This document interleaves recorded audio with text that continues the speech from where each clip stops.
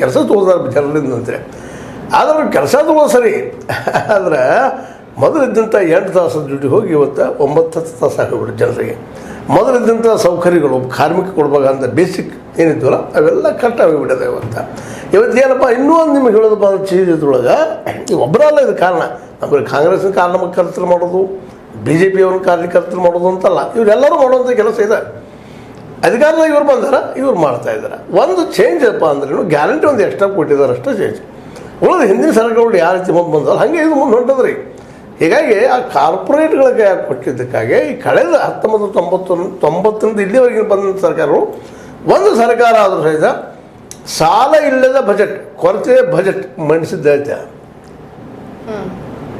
ಯಾಕೆ ಹಿಂಗಾಯ್ತು? ಅದ್ರ ಇವರು ಇಂಪ್ರೂವ್ ಮಾಡಿ ತೋರಿಸ್ಬೇಕಾಯ್ತಾರೆ. ಇವತ್ತಿನ ಆರ್ ಅಶೋಕ್ ಮಾತಾಡ್ತಾರೆ, ಮತ್ತವ್ರು ಮಾತಾಡ್ತಾರೆ, ಇದು ಮಾಡಲಿಲ್ಲ, ಇವರು ಸಾಲ ಮಾಡಿದ್ರು ಹಾಗೆ. ಮತ್ತು ನಿಮ್ಮ ಸರ್ಕಾರದಾಗ ಸಾಲ ಇರಲಿಲ್ಲೇನು? ನೀವು ಯಾಕೆ ಅವ್ರು ಲಾಭ ಮಾಡಲಿಲ್ಲ? ಗ್ಯಾರಂಟಿ ಕೊಡಂತ ಸಾಲ ಮಾಡಲಿಕ್ಕಿದ್ದಾರೆ, ನೀವು ಆರೋಪ ಮಾಡಿದ್ರಿ ಖಜಾನೆ ಖಾಲಿ ಆಗ್ಯದ ಹಾಗೆ ಹೇಗೆ ಅಂತ. ಹಾಗೆ ನಿಮ್ಮ ಸರ್ಕಾರಗಳಿದ್ದಾಗ ನೀವಿದ್ದಂಥವ್ರು ಎಷ್ಟು ಲಾಭದ ಬಜೆಟ್ ಕೊಟ್ಟಿದ್ರಿ? ಯಾವ್ಯಾವ ಇಲಾಖೆಗಳು ಎಷ್ಟು ಲಾಭ ಮಾಡಿ ತೋರಿಸಿದಾವ? ಮತ್ತು ಸ್ವಲ್ಪ ಹೆಚ್ಚು ಕಡಿಮೆ ಇಷ್ಟ ಎಲ್ಲರೂ ಲಾಸ್ ತೋರಿಸ್ತಾರೆ, ಯಾರು ಲಾಭ ಇಲ್ಲ. ಮುಂದೆ ಕಂಪ್ನಿಗಳಿಗೆ ಕೊಟ್ಟುಕೊಳ್ಳೆ ಗೌರ್ಮೆಂಟ್ಗೆ ಆಗಿದ್ದಾಗ ಏನಾಯಿತು? ಸರ್ಕಾರಿ ಅಧಿಕಾರಿಗಳು ಅವ್ರು ನೋಡ್ತಾಯಿದ್ರು ಸಾರ್ವಜನಿಕ ರಂಗದ ಉದ್ಯಮಗಳನ್ನು, MSME ಆಗಿರ್ಬೋದು, ಮತ್ತೊಂದು ಆಗಿರ್ಬೋದು, ಲಾರ್ಜ್ ಸ್ಕೇಲ್ ಇಂಡಸ್ಟ್ರಿಗಳಾಗಿರ್ಬೋದು, ಸರ್ಕಾರದ IAS ಅಧಿಕಾರಿಗಳು ಇರ್ತಿದ್ರು, ಅವರಿಂದ ನೋಡ್ತಿದ್ರು. ಆಗ ಇಲ್ಲರಿ ರೆಡ್ ಕಾರ್ಪೆಟ್ ಜನ ಇವರು ಜನಸಾಮಾನ್ಯರಿಗೆ ಲಕ್ಷ ಇರೋದಿಲ್ಲ, ಬರೀ ಪರ್ಸೆಂಟೇಜ್ ಮೇಲೆ ವ್ಯವಹಾರ ಮಾಡ್ತಾರೆ. ಅವತ್ತು ಪರ್ಸೆಂಟೇಜ್ ಇತ್ತು, ಇವತ್ತು ಪರ್ಸೆಂಟೇಜ್ ಇದೆ.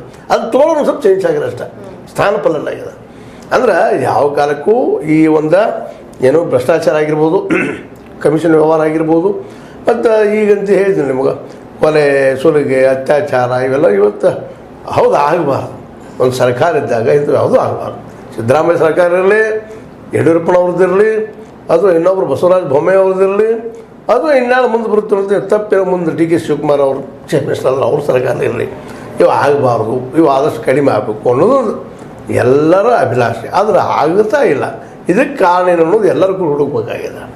ಮತ್ತು ಇದು ಲಾಸ್ ಏನದಲ್ಲ, ಇದೆಲ್ಲ ಕಾಲಕ್ಕೂ ಅದೇ ಮುಂದೆ ಒಂದೇ ನೀವು ಗ್ಯಾರಂಟಿ ತಗೊಂಡ್ರೆ ಸಹಿತ ನೀವು ಲಾಭದ ಬಜೆಟ್ ಮಂಡಿಸ್ತಾರೆ ಅಂತ ಗ್ಯಾರಂಟಿ ಏನೈತೆ? ಯಾಕಂದ್ರೆ ಈ ಒಂದು ಇಲ್ಲಿವರೆಗೆ ಬಂದಂಥ ಎಲ್ಲ ಸರ್ಕಾರಗಳು ಹೇಳ್ತಾ ಇದ್ದೀನಿ ನಿಮಗೆ, 1950ರಿಂದ ಅಂದರೆ 50 ಆನ್ವರ್ಡ್ಸ್ ನಮ್ದೇನು ಸ್ವರಾಜ್ಯ ಘೋಷಣೆ ಆಗಿಬಿಡ್ತಿದ್ದು ರಿಪಬ್ಲಿಕ್ ಅಂತೇಳಿ, ಆವತ್ತಿನಿಂದ ಇವತ್ತಿನವರೆಗೆ ಒಂದೇ ಒಂದು ಸರ್ಕಾರಪ್ಪ ಹೌದು ಇದು ಲಾಭ ಮಾಡಿದ ಇಷ್ಟು ನಮ್ಗೆ ಲಾಭ ಬಂದದ್ದು ಅಂತ ಹೇಳ್ತಿದ್ದಾನೆ. ಕೇವಲ ನನಗೆ ತಿಳಿದ ಮಟ್ಟಿಗೆ ಕೇಜ್ರಿವಾಲ್ ಸರ್ಕಾರವನ್ನು ಬಿಟ್ಟರೆ ಉಳಿದು ಯಾವ ಸರ್ಕಾರನೂ ಲಾಭ ತೋರಿಸಿಲ್ಲ, ನಮ್ಮ ಲಾಭದ ಬಜೆಟ್ ಅಂತ ಹೇಳಿಲ್ಲ. ಯಾಕೆ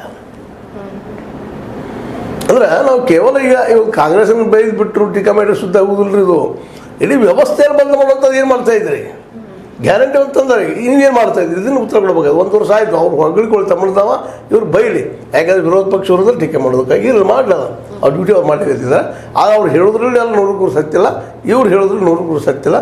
ಬಟ್ ಒಂದು ಡೆವಲಪ್ಮೆಂಟ್ ಏನಪ್ಪ ಅಂದರೆ ಗ್ಯಾರಂಟಿ ಕೊಡೋದ್ರಿಂದಾಗಿ ಒಂದು ಸ್ವಲ್ಪ ಜನ ಇಲ್ಲಿ ಹೆಣ್ಮಕ್ಳು ದುಡಿಯುವ ವರ್ಗದವ್ರು ಇರ್ಬೋದು, ಮತ್ತೆ ಇರ್ಬೋದು, ಅವ್ರಿಗೂ ಸ್ವಲ್ಪ ಅನುಕೂಲ ಆಗ್ಯದ.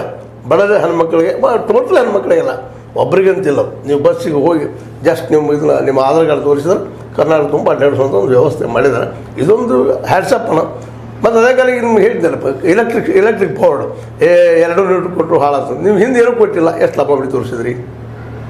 1 ವರ್ಷದ ಸಾಕ್ಷಿ ಕೊಡು ಸರಿ. ಇಲ್ಲಿ ಬಂದು ಎಲ್ಲ ಸರ್ಕಾರಗಳು ಕೇಳ್ತಾ